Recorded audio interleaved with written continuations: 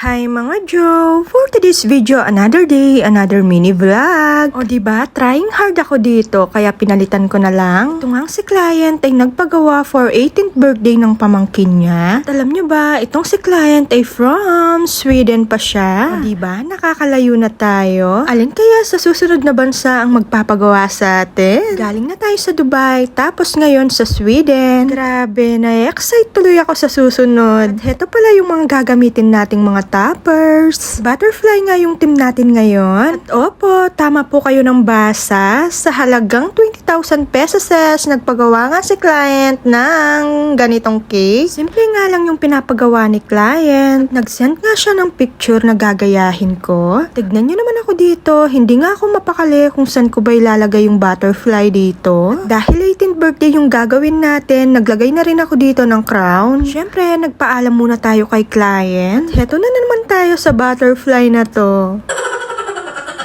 At napagdesisyonan ko nga, dito ko na nga lang ilalagay. Tapos, naglagay na rin ako dito ng mga edible draggies. Nilagyan ko rin pala ng mga balls na kulay puti at transparent. O diba, hindi ko nga sinundan yung sinend sa akin ni client.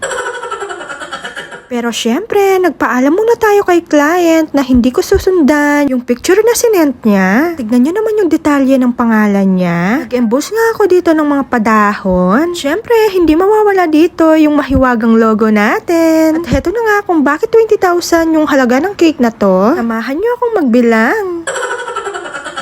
Tig 500 nga na 36 pieces. 1, 2, 3, 4, 5, 6, 7, 8, 9, 10, 11, 12, 13, 14, 15, 16, 17, 18, 19, 20, 21, 22, 23, 24, 25, 26, 27, 28, 29, 30, 31, 32, 33, 34, 35, 36. Diyos ko, may bagong mila ko pang snawa.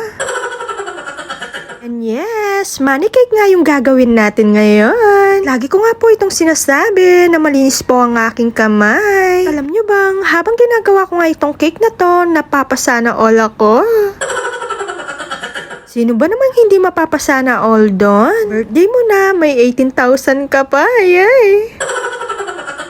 At mamaya nga, ipapakita ko kung ano yung naging reaksyon ni birthday girl. Siyempre, bagong lahat, bagong huli, montage, pasok!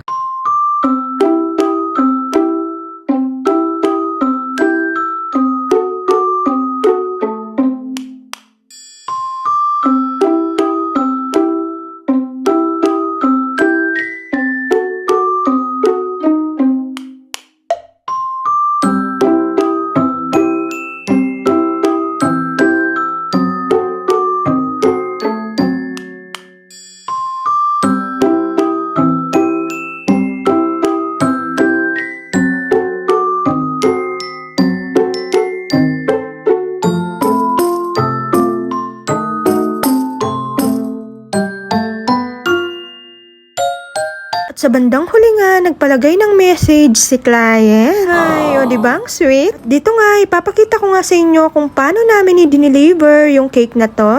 O diba, buo pa yung cake, pero grabe yung kaba ko dyan. Napag-usapan nga namin sa terminal daw nga kami magkikita. At heto na nga yung naging kaganapan. Blow. Oh, blow. Ikaw is na.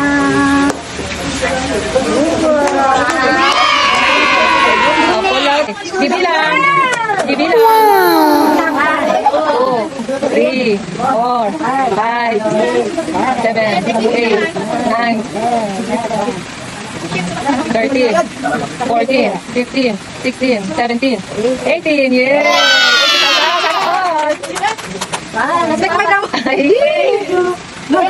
At heto nga yung naging feedback sa atin ni client. Thank you so much po.